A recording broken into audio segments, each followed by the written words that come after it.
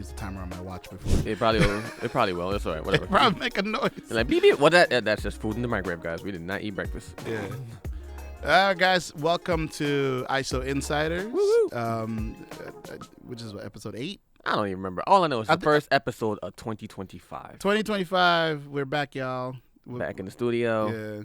It's, we started this in the middle of the holidays where we all have, obligations. It's like, it's like, a lot was going on. Families, other gigs and stuff like that. So. Right. So we get busy and stuff like that. We are a working studio, so. But we did make it past episode 7, and you know what they say about podcasts? Right, they fail after. They normally fail right 7. after episode 7. So we're already doing better than the majority of them out there. Yeah, I think this is episode 8. I don't know. I don't remember. We can check later. We'll check later. But so maybe we're there or we're just over the cusp. I don't know. How's your vacation, bro? Pretty good. I'm actually still on vacation. Oh, aren't you lucky? I don't go back to work until like the next couple of days or so. But overall, pretty good. How's the year's been so far? I mean, listen, it was a little slow at first, but then last night had to do a big power shoot. Had a lot of gorgeous women running around, scantily clad apparently. And you know what? Fun story. I packed a whole lot of equipment. I came yesterday to the studio, picked it up, got to the house. I took my bag inside, being paranoid for some reason, with the cameras in it. Got dressed up with Chris, left, made it all the way down to Queens FD studio, parked up, only to find out I left the cameras at home. I left the cameras at home, bro. I was about to do a little U-turn and just drive right back home and just call it a night and eat some popcorn. And then I was like, you know what? I'm going to go upstairs and just say hi to everybody and then bounce. And then when I got up there, I was like, you know what? I probably could just shoot everything on my phone because I've done shoots on my phone before. My phone is nice. I got the S24 Ultra. I was about to make it work. Yeah. And then I remember when I was working at an old car company, an EV company, we used to ship plates back and forth using Lyft. So I called Stephanie, my wife, and was like, yo, can you put my camera bag in a Lyft? Waited 45 minutes. And I just tracked my freaking, no, it wasn't even package. Just my book bag took a Lyft. Yeah, no, it's a package. It's like a package delivery. Yeah, Uber does it. Yeah. Uber has it. Lyft does not. So I had to book it as a regular ride. I just put it as a note in there and say, hey, you're bringing my book bag. Okay. And I had to wait 45 minutes, but I made it work. The models loved it. Got some great shots. You know what? And modern problems require modern solutions. So I made it work. So that's what's up. It was adventurous last night, but that works. That works. But anyway, this episode is like first episode of the new year as a special one because we have a guest with us. You, Mr. Gil. Sorry, I don't know your last name, Gil. I'm sorry. What's your last name? Dormeus. Dormian? No. Dormeus, sir. Dormeus. Oh, okay. Sounds like a character out of Warhammer. I feel like.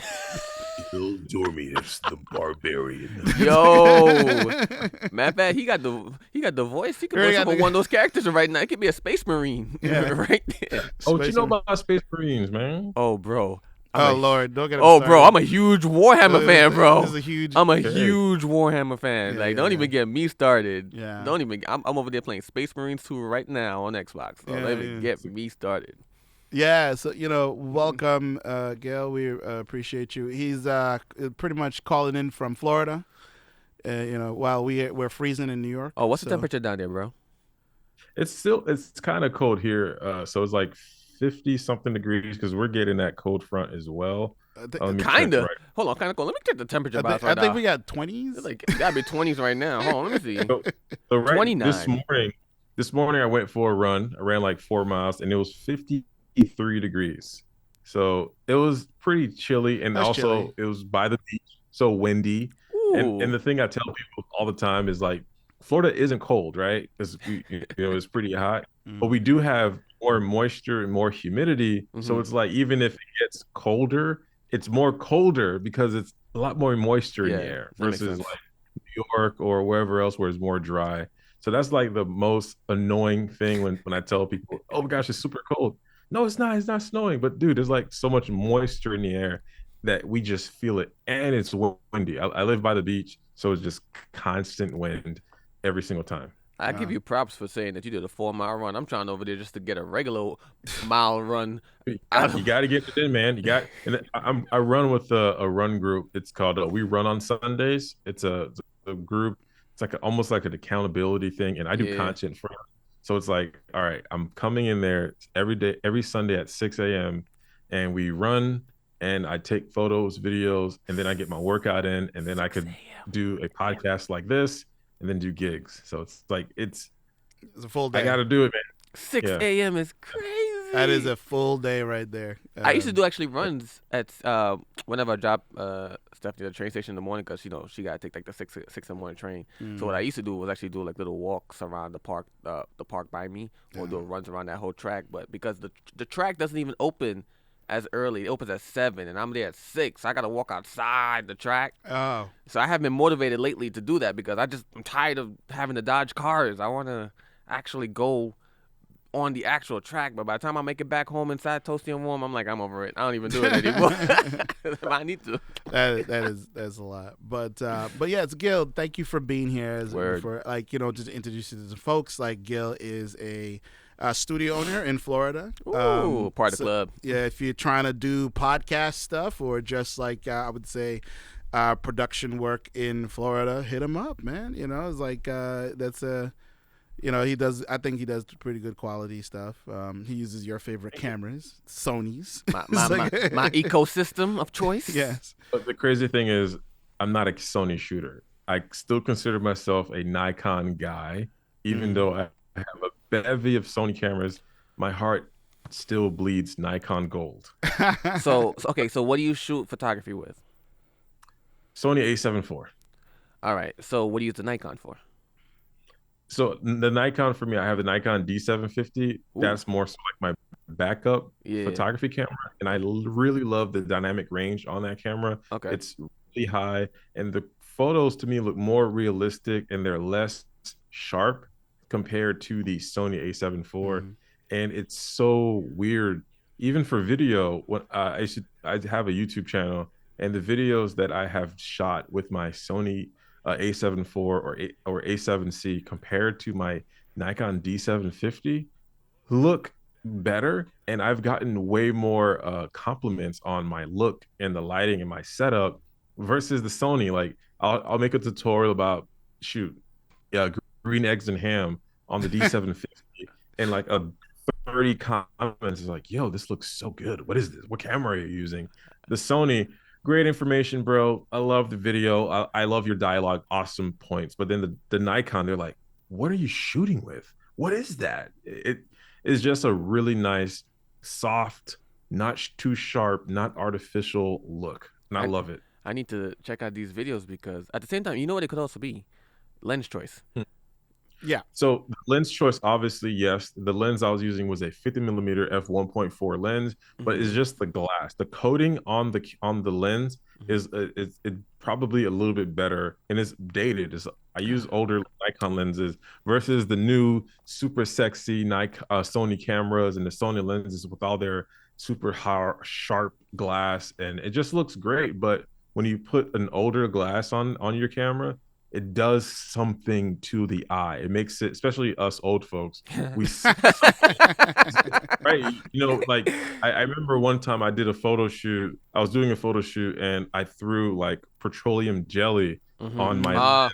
Yep. And then the client was like, whatever you did, that was amazing. The photo looks great. And I'm like, yeah, I just made it more blurry. But for us, we just love nostalgia. And it's like anything like out of focus, like out of focus photos and videos now are kind of coming back for some reason. It's weird. Yeah. So it's funny. Weird. It's funny that you said that, because as soon as you talk about the Nikon D750, I was thinking about lens choices, like I said, and I actually have an older lens back from World War II, apparently in Russia or Ukraine. I don't remember which one. The Helios 4422. Yes. I have that. Same lens. And I have the adapter for it, and I haven't shot with it in a while. I was just like, I should probably throw that bad boy. Yep. I have that right over there in that cabinet. And I was like, I need to throw that on there and take try some shoots with it, because that's a nice vintage look with it. Yeah. The only thing is you have to, it's manual focus, so you gotta sit there ready to take your time and really, It's manual focus. It's manual focus, and it also has lots of radiation. So if we own it, we all have cancer. Like it is straight out of Chernobyl. No, I'm kidding. No. I'm kidding.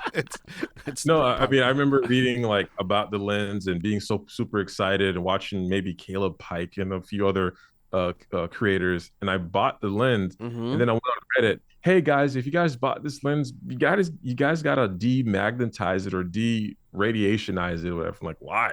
Yeah, this thing probably been through war and has like radiation. I'm like, oh, okay. Well, bought this eBay for like $12 years ago. Yep. I bought mine back in like 2018, 2019, somewhere around there, and I used it a few probably times. around the time. Yeah, and I got some good footage out of it, but it's been so long. I've been so hung up on these on the newer lenses like Tamron. I've been really rocking my Tamron lenses. I got a Sigma 30mm 1.4 for crop sensor that's really friggin' sharp and beautiful for video. Yeah. So like I've been really hung up on those lenses, and like right now I was talking to my boy today, like I really want to get that the Tamron 35 to 150 f2 to f2.8.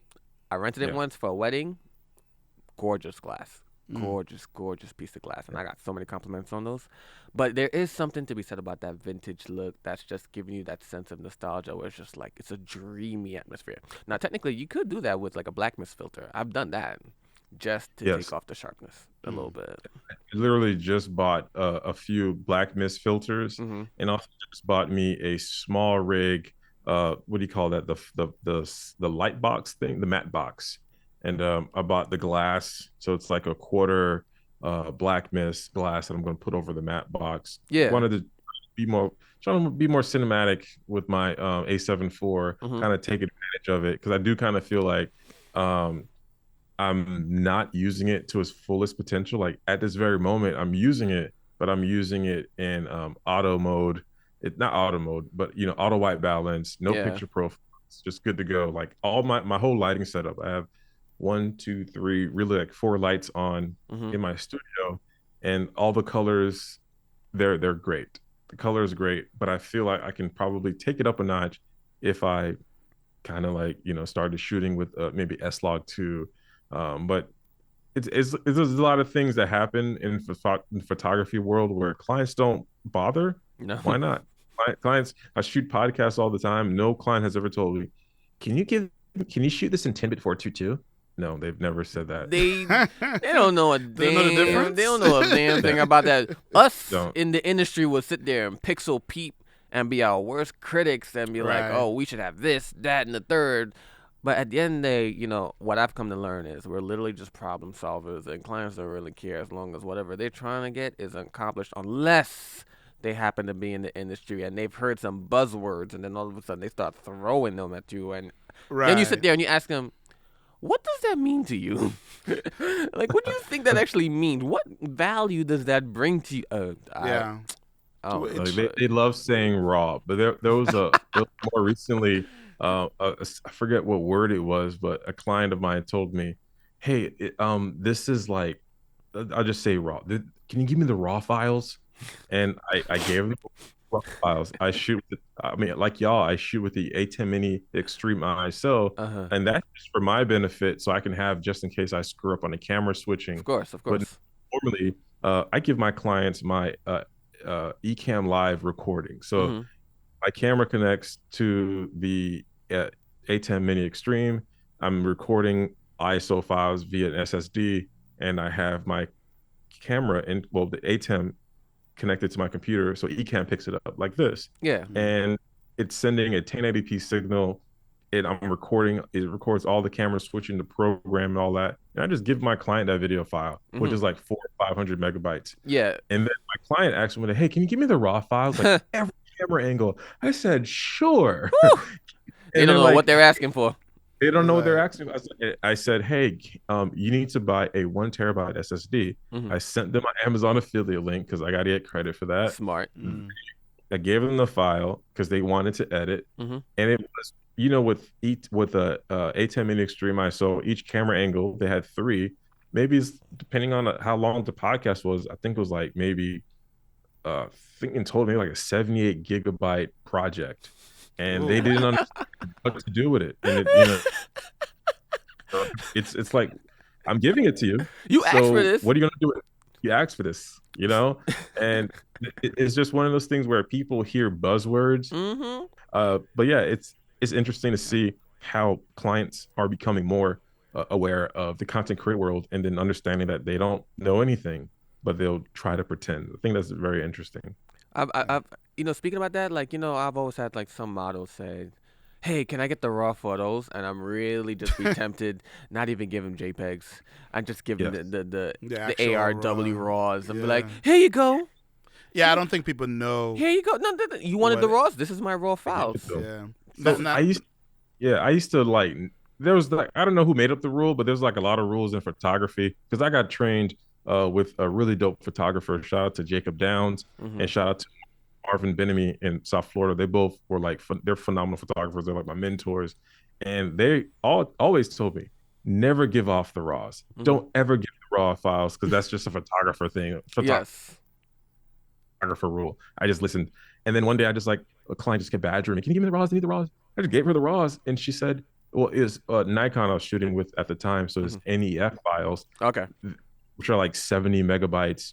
Oh, 70 megabytes. They're like Yikes. large files, uncompressed, raw. They didn't know what to do with them. How do I open this? I was like, well, you asked for them. Like, you go. It just, you're just asking for this because somebody told you online or something. Yeah, it's crazy. They don't, and most of the time they don't have the software to open the actual raw files. You don't have the computing power to. Nor they don't either. It's like, you don't understand do it properly. You don't understand why we charge so much for what we charge. We got to pay for the software. We got to pay for the computers to be able to handle the software. It's a storage space for storing all this stuff. Like, I just ran out of 10 terabytes of space 2 seconds ago, and I was like, God damn it, I just bought a new one. Now I got to get another NAS to upgrade. Like, I got one NAS right now that I'm looking at, and I need to definitely get another one. Yeah, Lance, what's it, 40? We have a cold storage NAS. I call it cold storage because it's like 40 terabytes. Yeah, that's 40 terabytes. And I'm already dreading when we have to upgrade that one. Right, and then we have one that's like 4 terabytes that's kind of like hot swappable. Yeah. That one is a Synology. The other one is a... Shout out to Synology for holding us down half the time. QNAP is our cold storage. Okay. But the QNAP is slow. Yeah, it is. But it works. Yeah. I have the Synology DS 923 Plus with 16 terabytes. And then I have a Teradeck or Terabyte. I think it's called a Terabyte. It's a brand. It's another company. And it's not a NAS, it's a DAS. So it's like, I guess what you call a code storage. Okay. Yeah. And it's hot swappable. And I have like 64 terabytes in that one. But my Synology NAS I use as everything. Backup for photos. Clients have access to it, because I would normally send my clients a Dropbox link, but that takes time to upload.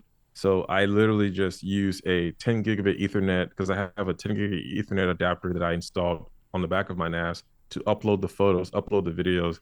Then I send them a private link from my NAS so that they can download it themselves and just be done with it. And then I tell them, hey, it'll be here for like, 60 months, 60 days, or however long you can have access to it. Most of the time I never delete it, but sometimes, like, if I need space, I'll be like, man, he had his bar mitzvah like years ago. Delete. Yeah. So wait, when you deliver your photos, you send them links to your NAS directly? Yeah, you have a private link that you can, like, Synology has the feature to send them like a private link. So I just send them that. The reason I'm asking is because I use PixieSet, and I use PixieSet too.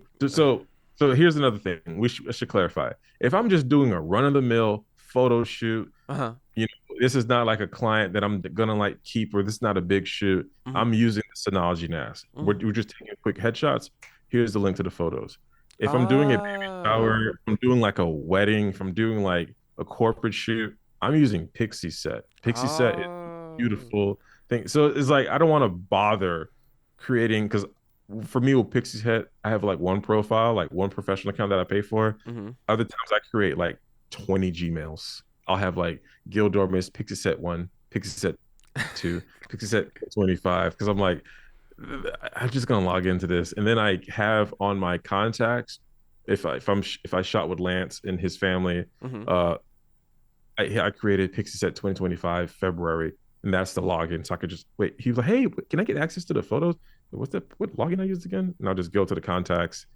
This is all things I've learned from my wife because she's a power iPhone user. She nobody uses the iPhone better than she does. Nobody nobody nobody uses iPhone the way that my wife does. She's so smart.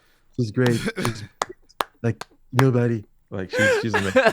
Um, and she puts like information about whoever the contact is, and I was like, that's brilliant. You Mm-hmm. know, that logins or allergy or stuff like that. So then I started implementing that in my own business. So if I do a photo shoot with the client, all right, what did I use? I used the Sony A7C. We did a consultation. Oh, this is the client that I did the studio for. Why she asked me, hey, how do I turn this light on? Oh, wait, what did I do for her? Look in the notes because I use an iPhone. Okay, cool.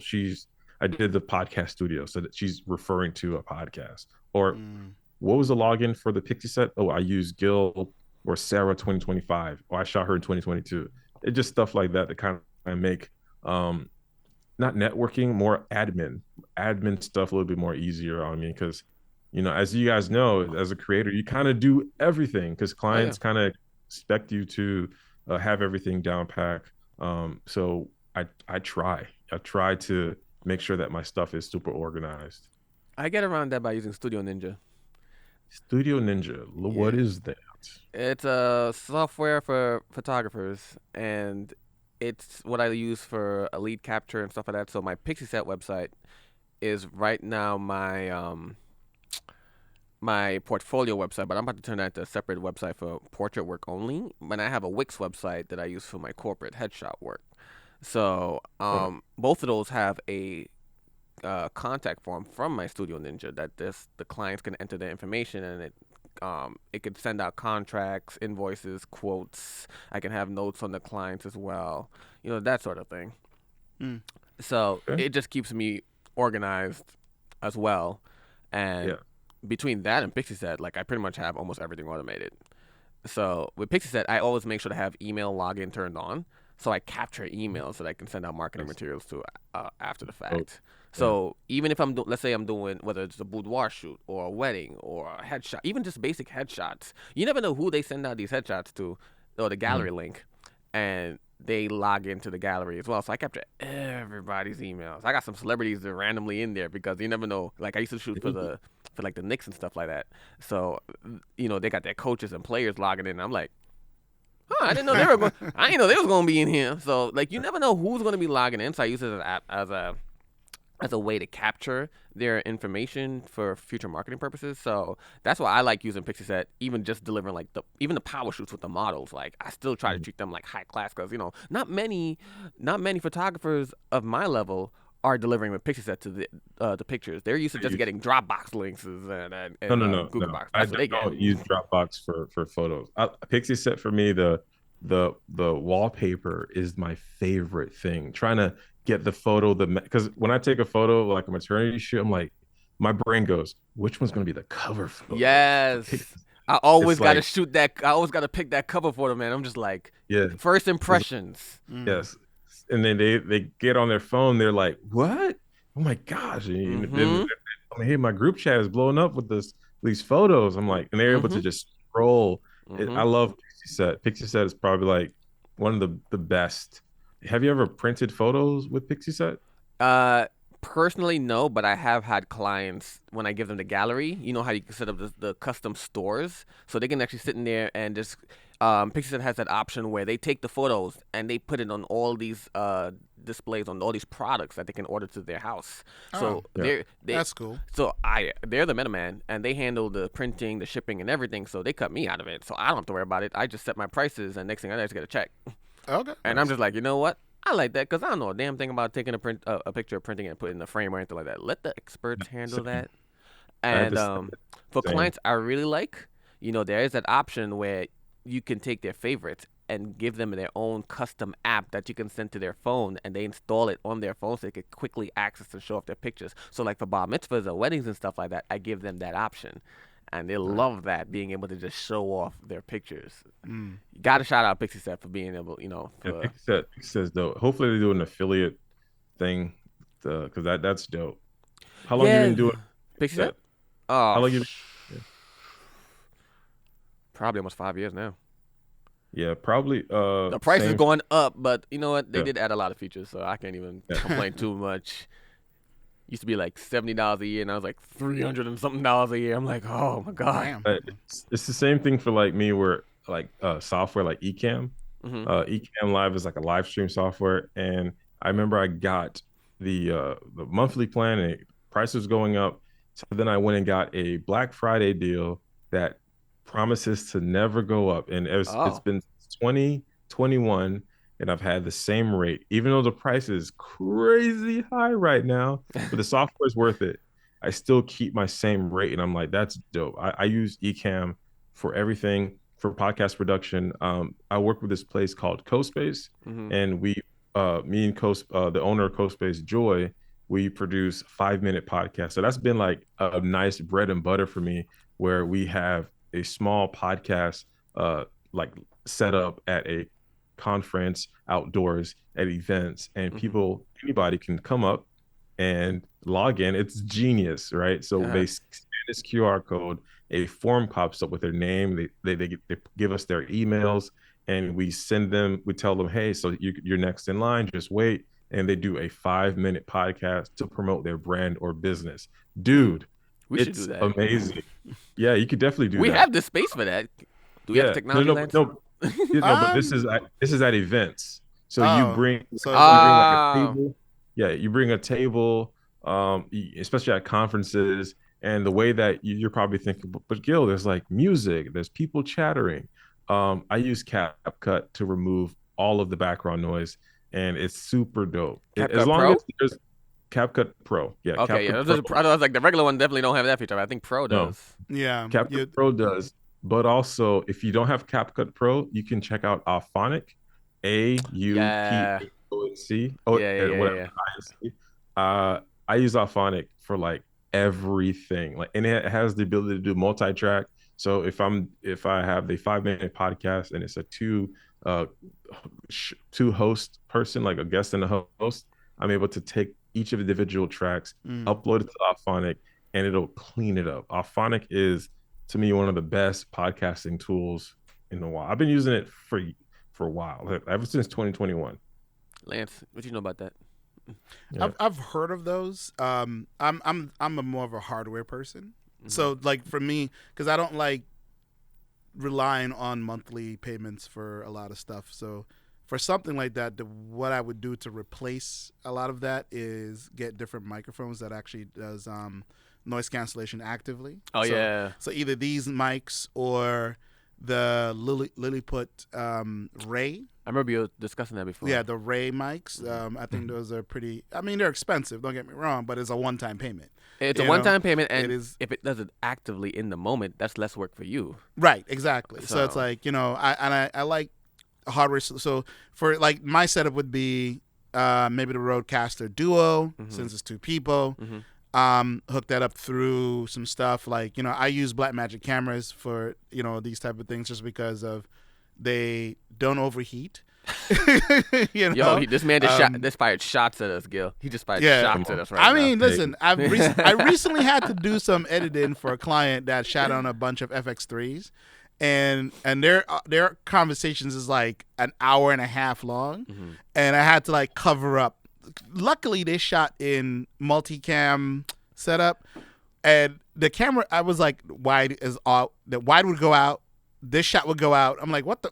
It's like, Listen, you know what it is? They just didn't know that there's those fans that you can get that you can stick on the actual FX3. That's what I'm looking for. I'm literally looking for that. You're looking for that? Yeah, you can stick, and they have making for the A74. Although the A74 is more like you just turn the heat limit to the highest, and then you have the screen pop out. Jesus you have to Christ. open the screen. That way it cools down and it doesn't stop. Lance, yeah. You said that they were shooting on FX3s and it overheated? I'm assuming they overheated because they kept on up. The camera has a fan, but also it does have a setting for high temp. Yep. Like the 874. So it's really just the engineer's fault for not Yes. being It's like they aware. have equipment and they don't know exactly how Right. to use it. They have a similar setup to what we got going on here, but You've seen me shoot for a while with my A7 IV, and I don't have that issue, but I yeah, know what to do. But they're shooting for like 5 hours. This was a very long. They shot for 2 days straight, and I think each time was anywhere from 3 to 5 hours of shooting. I mean, for something like that, that's when I would be like, "Yo, can we get the budget for a FS5 or something like that, or a 7, or one of them big boys with the built-in NDs?" Yeah. Fans, and I just think that they had decent equipment, but not. When I'm not gonna go over the whole microphone issue, but but that's just how I would go ahead and like solve for that sort of thing. And most likely I would probably use an app for the sign up part of it, where it's like, hey, it's kind of like an appointment type of thing, where it's like, all right, and then we all get that notification on our phones or whatever. And that's kind of like, because I'm more about like small footprint sort of thing, but it's like, but an app makes a lot of sense. So it's like, if it works great for whatever you do and stuff, like, especially like for you, Gil, like you it's only you, like, right, you're like your one man band sort of thing. Whereas like people suck. Yeah. People in Florida suck. People, there's like not too many creatives here who have a lot of discipline and like the creative arts. That sucks. More people, the discipline that a lot of people have are just vibing and hanging. And then when I say discipline, I mean like studying and passions. Like obviously your discipline is in photography, videography, and obviously computer networking and all that stuff. Like I could talk about whatever problem and y'all have the solution right away. Like we were thinking about the fan, we were thinking about the high temperature temp. Like people are creators. And there's a lot of creators here, but they're mostly like, I'm just going to learn how to make TikTok videos with my iPhone and be a master at it. But when it comes to, when you give them an FX3 or an Osmo Pocket, they don't necessarily know how to work it. They don't know what they're doing. Yeah. They don't know what they're doing. And the thing is, it's like, I grew up learning things and drawing, learning what's the best pens, learning what's the best markers, learning, mangas, different papers, learning that, hey, there's art to this. Skateboards, you got to buy the best deck. Here's how to set up the wheels, how to torque it, all of that. Even, mechanics is like, here, buy this wrench from Milwaukee, whatever the case is, try these out. And a lot of creators now are just fake it till they make it. They're going to buy this expensive FX3 camera and it's going to overheat. They're going to spend $60 or $3,400 on these lenses, not necessarily know how to use it. And it's just frustrating. That like they had the budget to do all of this. They have the amazing budget, but they don't the knowledge for this. Yeah. And they won't pay someone to do it either. No, they will not. And they won't pay. And my whole thing is, and a lot of people would say, well, these creators are like making way more money, but it's like, I'd rather like enjoy these tools. I love, like right now I'm using my Elgato prompter to look at y'all, and it's being held with my camera. I have my CalDigit, I have my SD card, I have my monitor over here. Everything runs smoothly. Like I can literally I have a shoot after this. I know exactly what I'm gonna do when I leave. My brain is not, I got to figure out what's going on. Like it's so crazy seeing these creators, which I love these creators on Threads, these these beautiful women, beautiful men, young people with their Osmo Pockets. But it's like, that Pocket 3 is so powerful. It's so powerful. It's so powerful. But then it's like, I don't know, don't want to judge, but I can tell when someone doesn't know what they're talking about. It's irritating. What's y'all take on that? I don't hate, but it's just honestly, one of those things like, I always feel like I don't even know what the heck I'm talking about. I always have to have other people tell me, like, obviously, bro, you do know what you're talking about because you study this thing in your off time. Like, I realized this, like, photography and videography is one of those things. I will sit there and go on YouTube and just watch other creators and like learn from the greats, like Gerald Undone, Peter McGinnon, Manny Ortiz. I'm talking Potato Jet. Like all these people that sit there and all these reviews and you learn knowledge. Hey, I was sitting there. boy, man. You missed my boy, man. You forgot my boy. Who? Tom Buck. Who's Tom Buck? You gotta look him up. Yo, that look right there. It was such a disappointment. I've heard of I was Tom like, Buck, yeah. That's such a disappointment. End interview. End interview. I need to put that in. If you looked up any roadcaster or podcasting videos, you've seen his videos. Oh, no, okay. So when it comes to roadcasts and stuff like that, that's Lance's territory. Yeah, that's why I heard about Tom. Yeah. Buck, So yeah, I don't deal with the ATEMs and the roadcasters. Man, I'll leave that for him. Yeah. Yeah. I ain't gotta worry about that. That's like a whole other. I stick to photography, videography, and drones. Yeah. So that's my thing over there. And of course, like lighting and posing. So like I'll know those people. But when it comes to the roadcasters, Manny's the goat. Manny's the goat for lighting and posing. I've been watching him for years. yeah. You remember Kabisa? I forget her first name. She's also a creator. Something I forget her name. No, but yeah, there's like. You remind me of many Peter Lindgren. Peter Lindgren. Peter Lindgren is great. Yeah, I love. Oh man, he put me onto the Sony A7 IV and editing and log and stuff like that. And this one particular plugin that he uses for color grading, Cinema something. I forgot what it was. Motion VFX. Huh? Yeah, because I started off in college for VFX and motion graphics. So like looking at his work was great, and his editing style and how he did his studio and stuff. That was a real big inspiration for me. I got this 16 millimeter lens because of Peter Lindgren.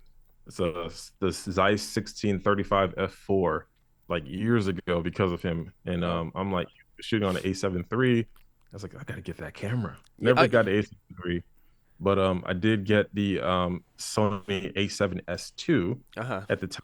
It was great. It was like 2011 or 2014. I don't remember, something like that. But now I got the A7 IV. It's great. A7C. Got two of those. Fantastic. I really love shooting Sony for video. To me it's the best because it just makes things easier. Yeah.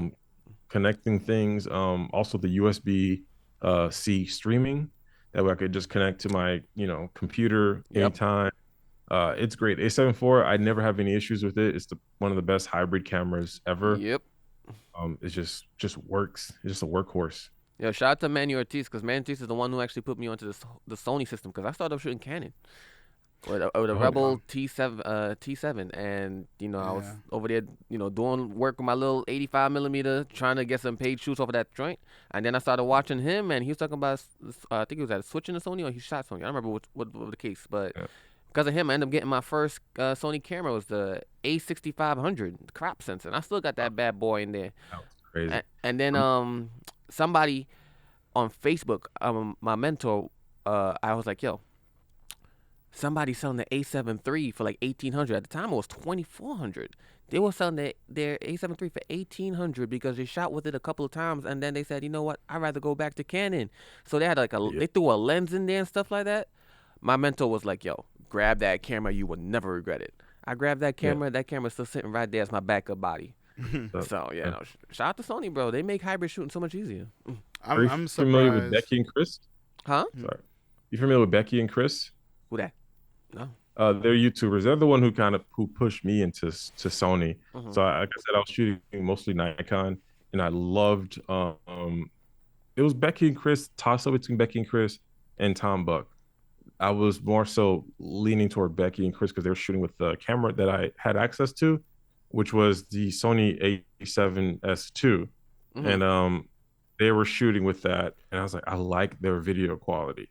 So I think I'm going to get a Sony camera. Then I seen a bunch of YouTubers moving, like Manny Ortiz, moving over to Sony because it's easier, Potato Jet. Then I was waiting for the GOAT, Peter McKinnon, but he's a Canon for life. He is Canon for life. Happened. Yeah. But Did he change his name to last name to Cannon?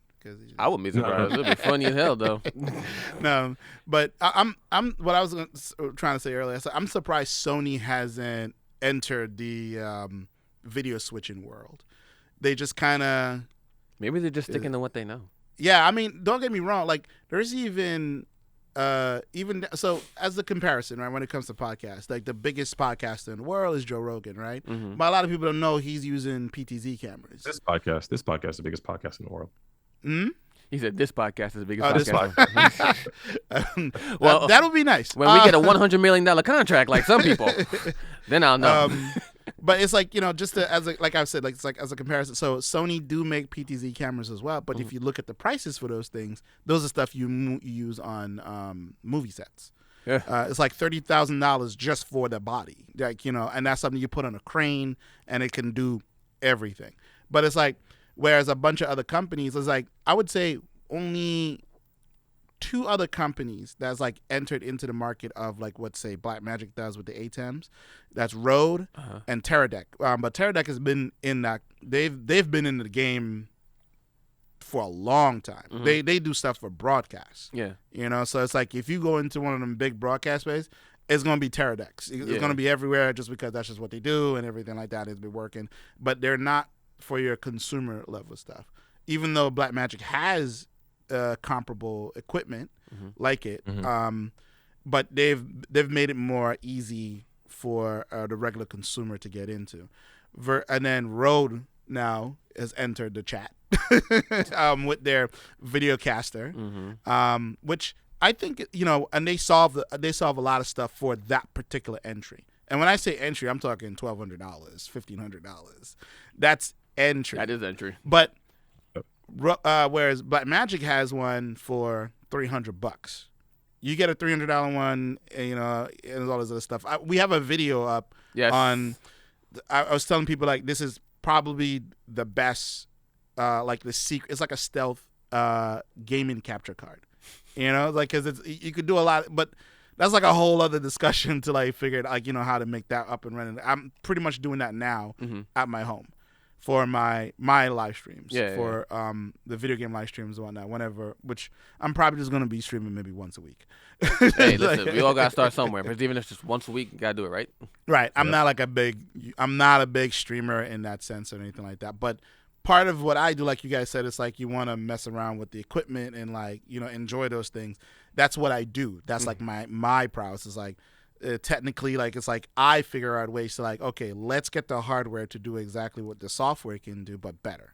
Yeah. And that way it's like, and it does cost more money, but it's a one-time cost. But that means you can also charge your people. You can actually recoup that investment. Right. Be like, well, I'm gonna need this amount of money. It's like, what? It's like, yeah, because this is how much money I put into the equipment to like make that work and stuff like that. Here's the invoice. Yeah. Here's exactly what we're paying. They're gonna be like dollar signs. Yeah. And trust me, like any broadcast studio stuff out there, whatnot, they're using very old stuff because it still works. I was like, because it works. Because it still works, and it's like whereas you could do stuff software wise and stuff like that. Even what we're doing here, we were trying to set up more stuff in a hardware way to get this up and running. Didn't quite work out, so we have to stick with software. Software is kind of, I can see glitching a little bit, but the good part is Gil is recording locally. So he'd send that, and we can just replace that file. So you see, these are like things people don't really think about. It's like, well, if I'm going to record this stuff, I can't rely on software to do everything. It's like you have to kind of like, thankfully, to get for him, he knows what he's doing. He knows how to get this stuff done, and he knows how to send me that file later. Yeah. So it's like it works. In the file. Yeah. Do I email it? Do I just email you the video? Yeah, whichever link. Just send the videos in attachment. Send me the raw. Send me the raw file. No, just it's like just email it to me and boom, we get like this all replaced and stuff like that. Well, I just realized exactly that we actually went way over. We're over time. Oh, yeah. So Gil, it was great talking to you. Do me a favor. How can people reach out if they want to hire you in Florida? Yeah, just check me out on Instagram at guil.dormeus. You can hit me up. We could set up a free 20-minute call where I can kind of see if I could help you with your podcast endeavors. I build podcast studios. I do consulting. So if you want to figure out how to do that idea that you're trying to do that's in your head for weeks, I can help expedite that for you, make it easier. You can also see all the equipment that I'm using for this video. You can go to gildormeus.com/list. That's GuilDormeus.com/list to see all the equipment that I'm using and to see how I made it possible and all that. So yeah, that's where you could find me.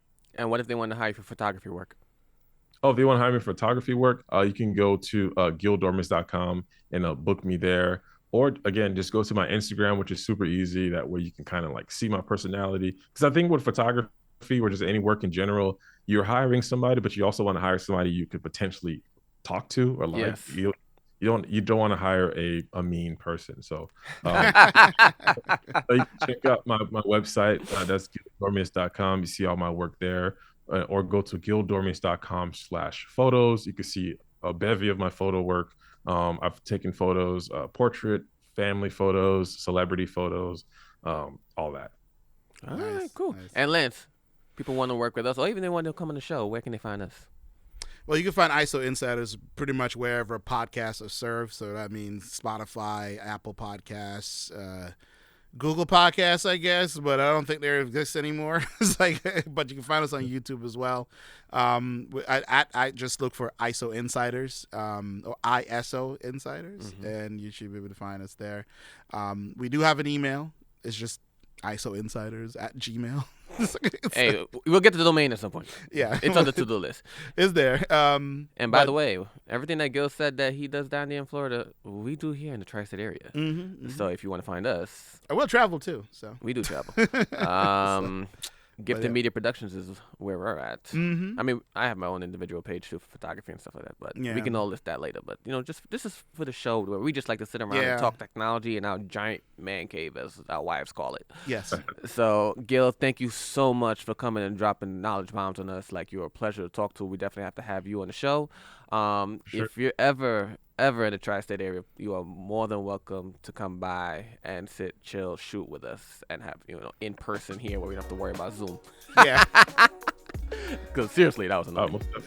All right, man. So looking forward to talking to you again in the future. All right. All right. Everybody. Thank you for having me. Peace. Right. Peace. Bye.